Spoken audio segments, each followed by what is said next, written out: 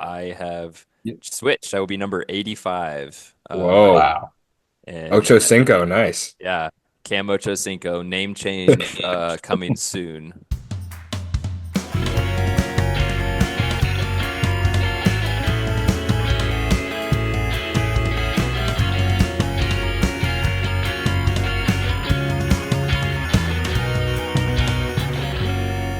I'm open.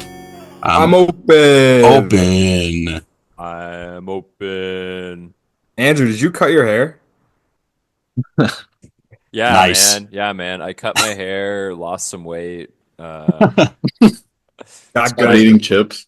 my hair started growing in a different color. It's been a really weird experience for me. Yeah, Well, you look much better than you did last week. You did. that's true. You did. Appreciate Uh, it.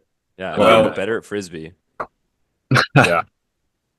For all of our Spotify listeners, we have Matt Smith on the pod this week, not Andrew Lewis. Yeah, recently retired Matt Smith. Yeah, rest in peace. Exactly. Yeah, dude, Well, I guess he's got they're his both own drinking days. water, so I'll give you a real introduction. We've Yes, sir. got the one and only Cam Brock on the podcast. Cam, do you want to say any words before we start grilling you? Uh, I'm still open, Nice. just in a new city. Hell yeah. Are you currently in a new city or are you still in India right now? So we did move. I don't know if I've recorded with you guys since I moved, but we actually live in the town I teach in now. I used to live about 20 minutes away from it. So Oh, we okay. did, we moved about a year ago. Um, and that's been great because now takes me like 10 minutes to get to work. So I can get to school pretty quickly. And since I coach and do other things like run clubs and stuff like that, it's really nice to be closer to work. And I actually live in the community now. So I see the neighborhood we live in, I see kids constantly now that are like, "Oh, hey, what's up, Mr. Brock?" So I do have to deal with that, but I actually don't mind. I kind of like being in the community with the kids that I teach. So I know some Nice. teachers hate that, but I like it. So Nice. Well, should we start off with the big elephant in the room? You left Indy. What's going on there? Why are you going to Atlanta?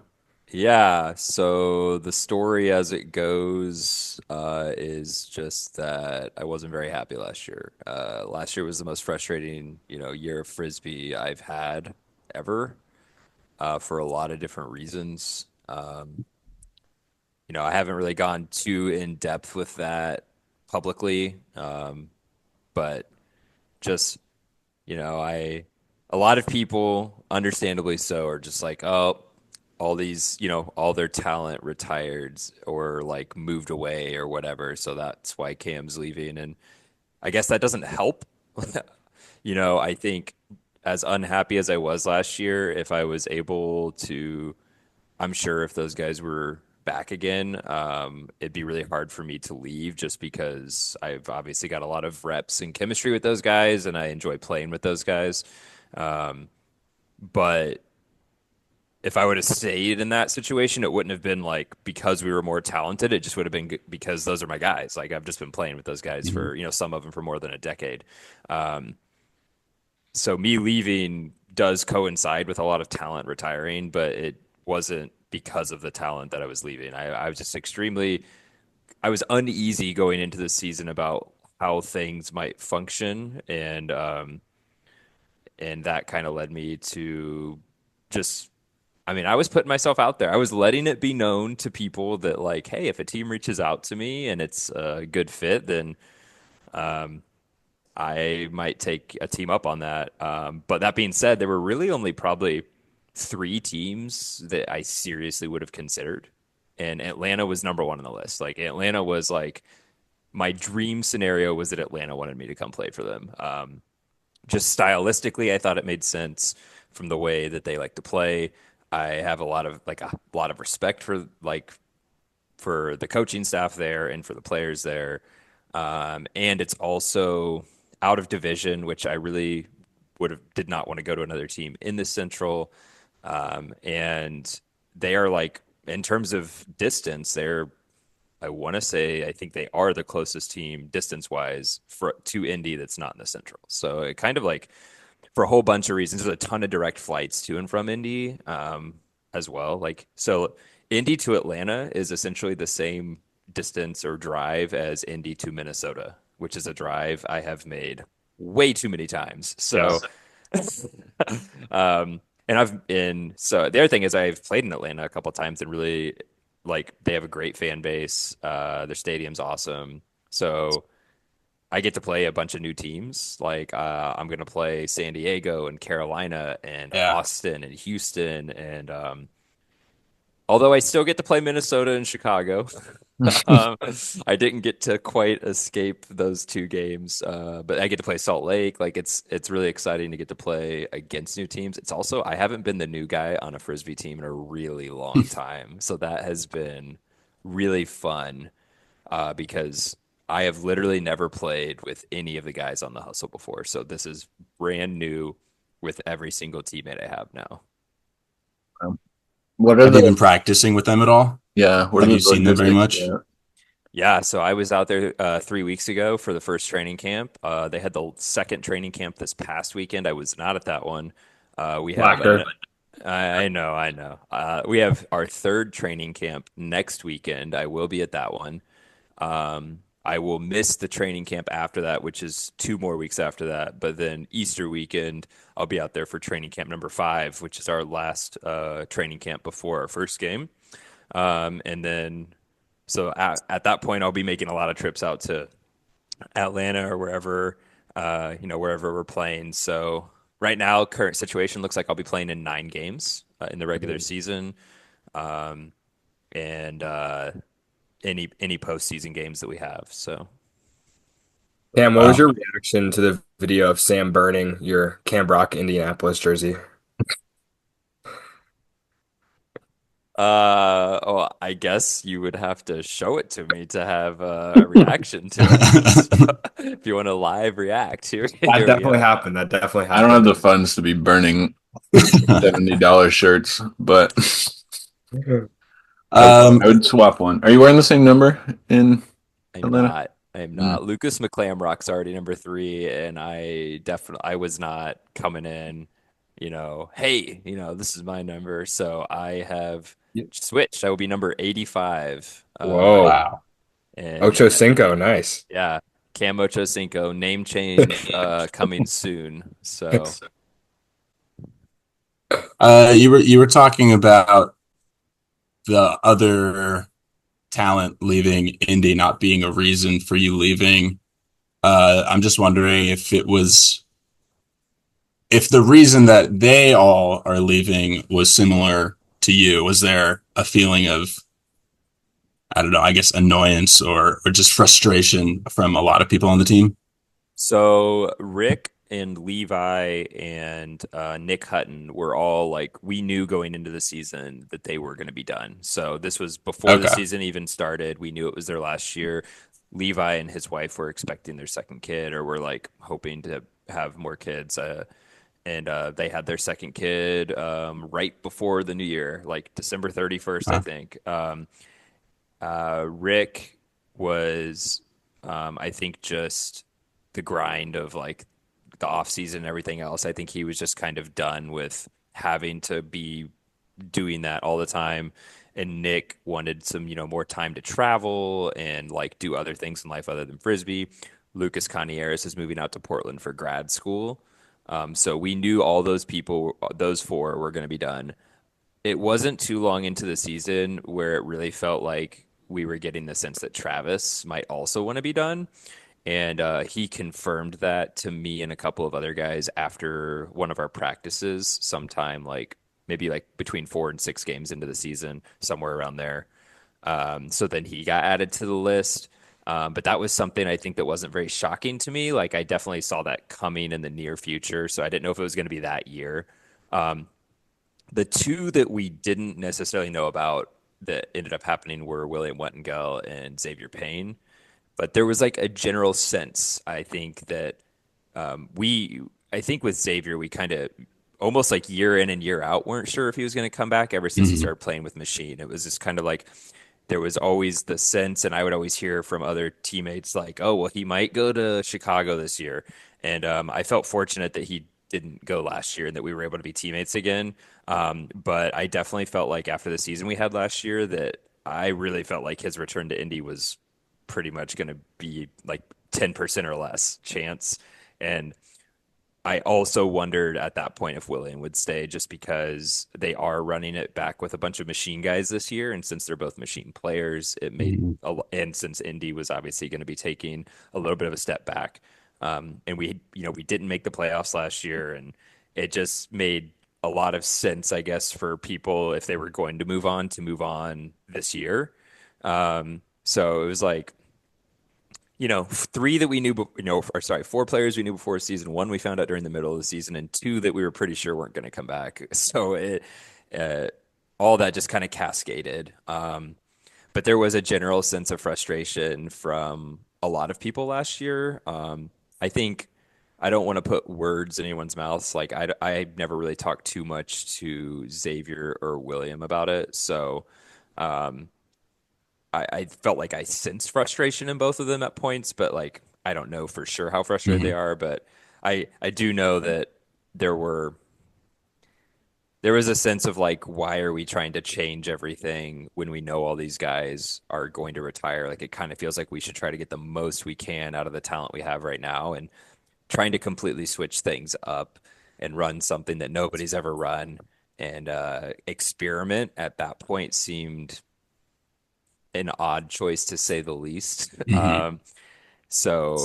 I think there was just a general sense of frustration from the players that were leaving, but then there was a sense of frustration also from just some guys who maybe are lesser known on the team, but are like still like Cats veterans, and it just made for a not very enjoyable experience, I think, for a lot of people.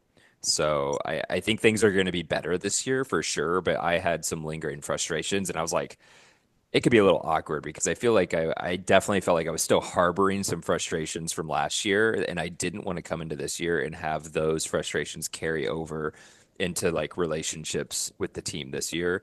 And Mhm. that was a big reason I wanted to, like, if possible, go play somewhere else where it's like complete fresh start. Like I'm the new guy. I'm just coming in and trying to be a piece on a team and trying to be help a different team achieve some goals. And when Tuba called me, I was like, this is literally like the dream scenario for me. Like this is exactly the team I wanted to hear from. They started communicating with me really early.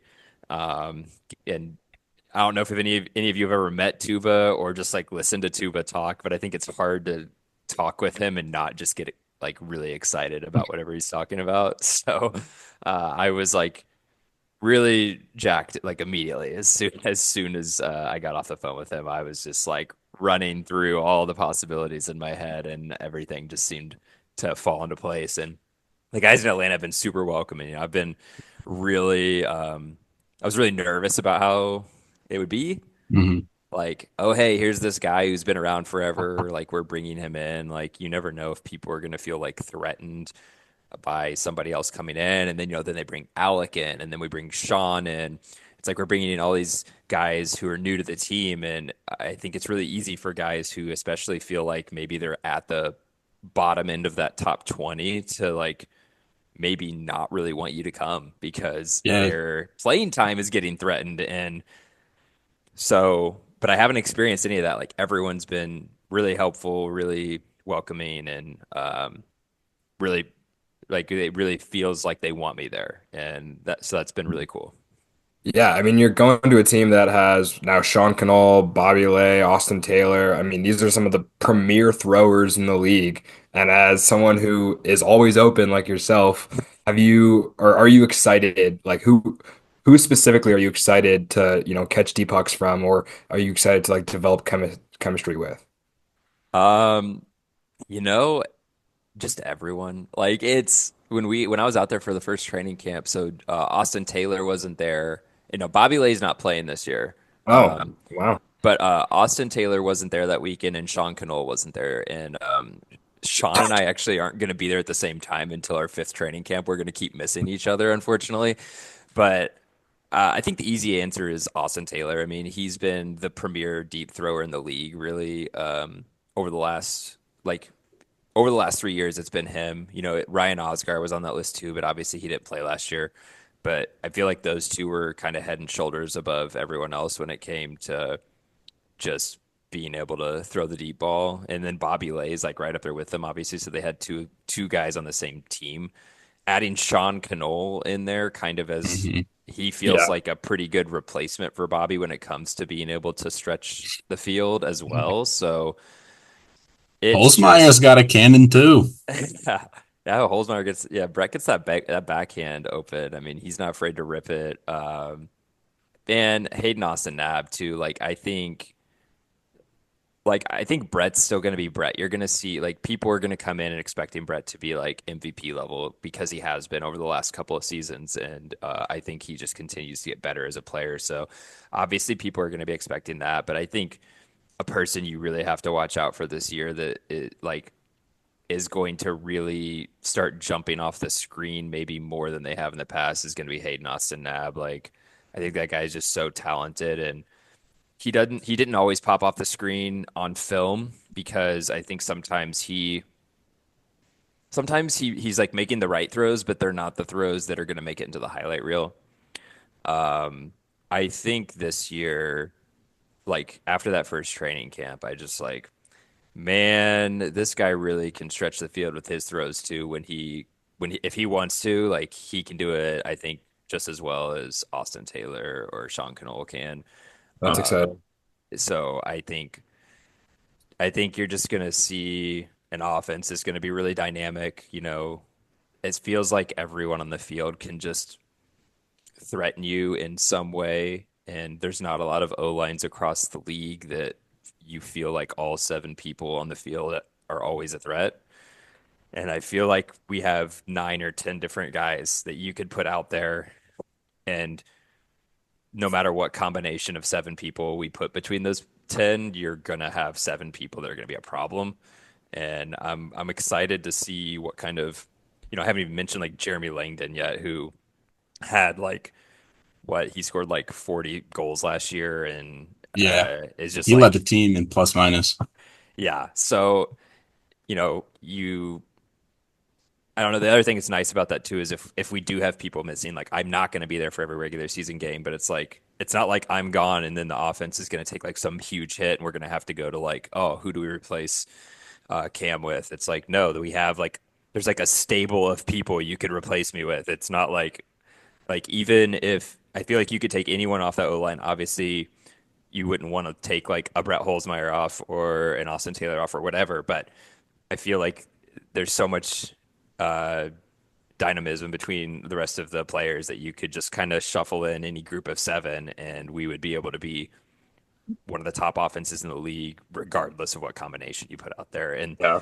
that's pretty exciting too, because I've played with some really good talent in Indy. Like I don't think I've ever played with the talent that's as deep as what I'm playing with in Atlanta now. But top end talent, I felt like we've had some really talented teams, but it's always been limited by availability. Like if we had our seven O line guys and we would run our seven O line guys out there over and over and over again, and if one of us was missing, like it was usually pretty apparent that somebody was missing. Not only because the offense would function slightly differently, but because we're usually taking one of our best D line players away from our D lines, and we don't have the depth to just like keep replacing people in Indy when we do that.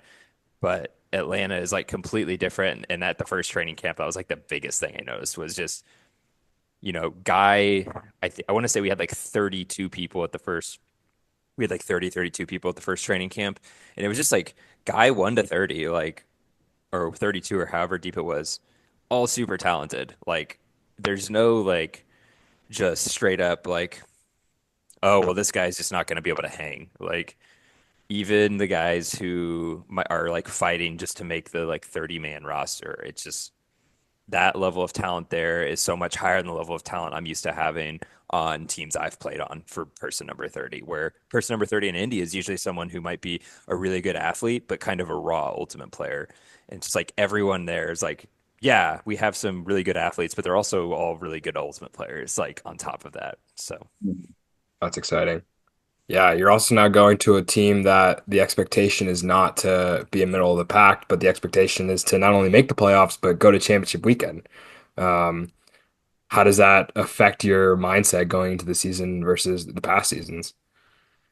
I mean, that's always been my mindset, even in India. And I know a lot of times we were thought of as the second best or third best team in our division or whatever, but for me, it was always like championship weekends on the table. Like we should be striving for that every year.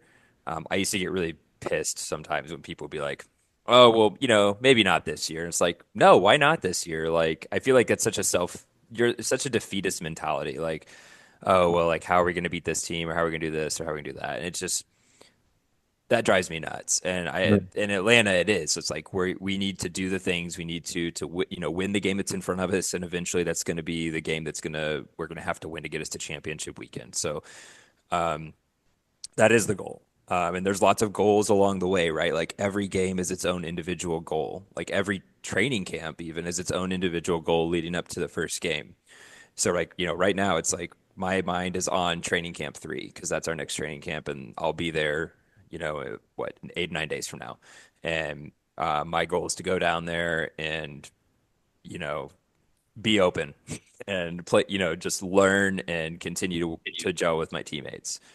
But when I talk to Tuba, when I talk to Skylar Pitts, our OC, even talking to like in the short conversations I've had with like George Summers, the DC, or with Abby Roberts, who's like another assistant coach who's like helping us with like our mental game and is helping us out of practice as well. It's just like I was brought in because they want somebody who they feel like can contribute and be a steady presence in big moments. Like talking to Skylar, talking to Tuba, like in big moments, we need someone who's a calming force who's going to go out there and play in those like tight games in the fourth quarter, just like they would play at the beginning of a game. Mm. And that has been the message that has been kept. They keep feeding me is like we know you can do. We know you can get open. We know you can score goals. We know you can do whatever. But like really, we want you here for that fourth quarter. We want you here for that tight game, for that game to go.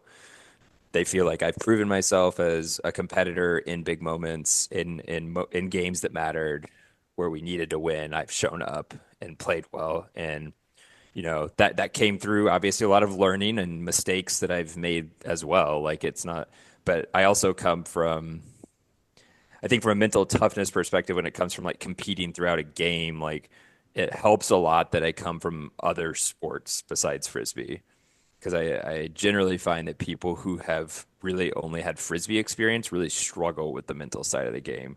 And I think a lot of that comes from just the frisbee culture and the lack of like coaching that really exists in frisbee. And I think people are afraid to coach frisbee athletes hard. And I don't mean hard like you're cussing them out. I mean hard as in like holding them to really high standards, calling them out when they're making mistakes, like challenging them to truly be better. I don't think that exists in a like wide reaching fashion like it does in some other sports.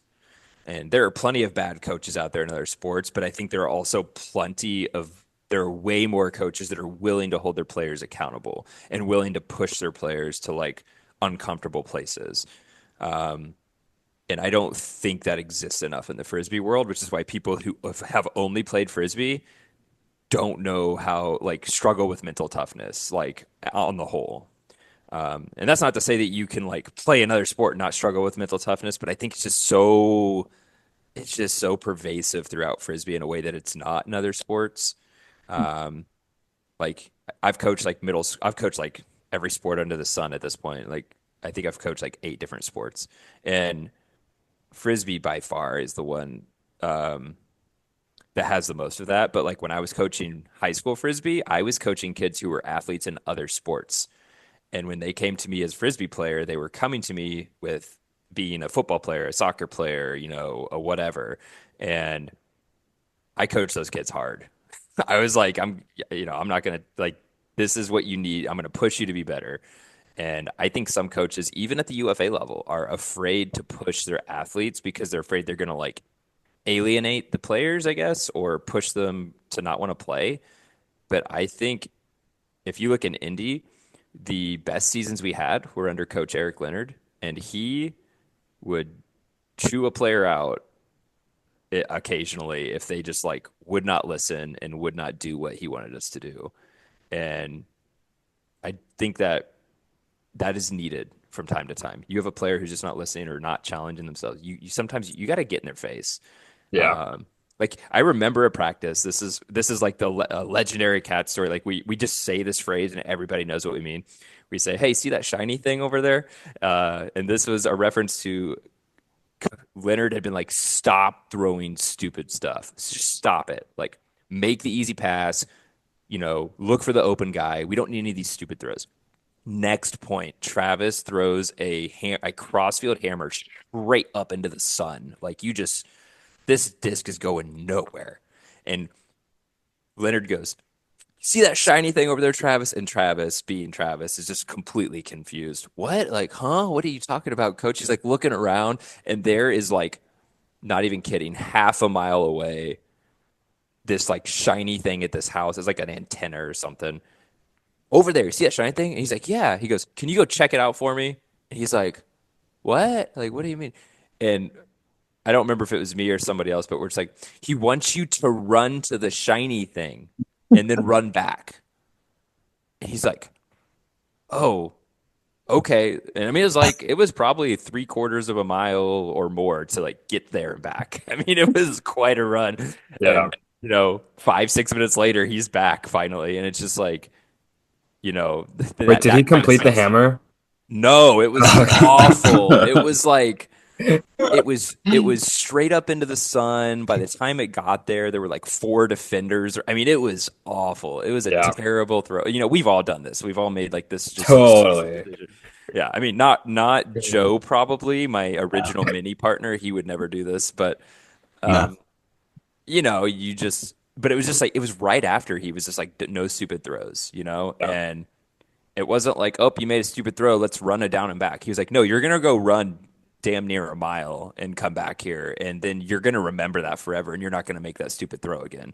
And sure, and he didn't. He had the best completion percentage he'd ever had in his career in that season. We made it to championship weekend. I mean, it was in my mind, it's the best season Travis ever played was 2019, and I think. Travis is built a lot like me. He wants somebody to coach him hard, and he knows if he's coached hard, he's going to get the best version of himself. So I think Tuba coaches hard. Right. They coach hard in Atlanta, and I freaking love it. I love how I asked you a question about like who you were most excited for, and then you started down one page, went on a great rant about coaching, but then found a way to connect it back to, and I'm excited about the coaching. Let's go. No, that's sick. I think the Cam Brock era in Atlanta is going to be awesome. So it's I gonna be did fun see to Yeah. watch. something stupid though. I saw the people send me like the sideline chatter thing Okay. on Instagram, and it was sent to me the other day because somebody predicted that I was going to be like the offensive player of the year, and I was like, "You do know I'm playing on a line with Brett Holzmeyer, right? Like I He's got to throw it to someone. He's got to honestly, catch it from someone. I heard you're working on your throws this offseason, so yeah, the new disc, man, the new disc. Working on my throws, man. I would be surprised if anyone from Atlanta won Offensive Player of the Year because I think it's just going to be Just spread out. too spread out. Like it's just, which is awesome. Like Yeah. it's a really cool thing that I'm preparing to be a part of. Like yeah. uh, So I hear Everest is gunning for that award. Who? Everest? Who's he? Everest. Everest Uh, Shapiro. A favorite for senior of the year. Yeah, it is my 4th year. Free money. OPOY. I'm just listening, and it's quite interesting to hear what you've got to say, Cam. I mean, what you said about the feelings at near the end of the last season at Indy is like very, very similar to how I think a lot of my other teammates felt at Aviators. Just like frustration and like, come on, like what the hell, you guys? And so I kind of also was like looking for a change and wanting to like go to a team where I felt like I just want to get better, want to improve, want to be a good contributor to the team, and see how the season can go. Yeah, no, I actually was hoping you'd pop in because I wanted to hear more about like what your early experiences with New York have been like. Like, how has that been different than your previous like Frisbee experiences? I'll think on that and I'll get dinner in the oven and then I'll come back in a couple minutes. Well, Cam, I have to ask before we have to end this and yeah. start a new one. Do you feel like Kevin Durant since the last time that you played Atlanta, you guys kind of got throttled and then you just leave and join the team? Running from the grind. I've had a lot of personal success against Atlanta, so I don't feel. That's what Uh, KD would say. yeah, my two games in Atlanta. Let me think. In my two games that I played in Atlanta, I want to say I scored a combined 12 goals and maybe had like 12 goals, 1D, and like 4 assists. Not bad for two games. So maybe I was like, hey, I should just make this my home stadium. Like, Yeah. just play here 6 times, 7 times if we host a playoff game. Like, let's just do that. Hell yeah. You know? So yeah, I no, I thought KD.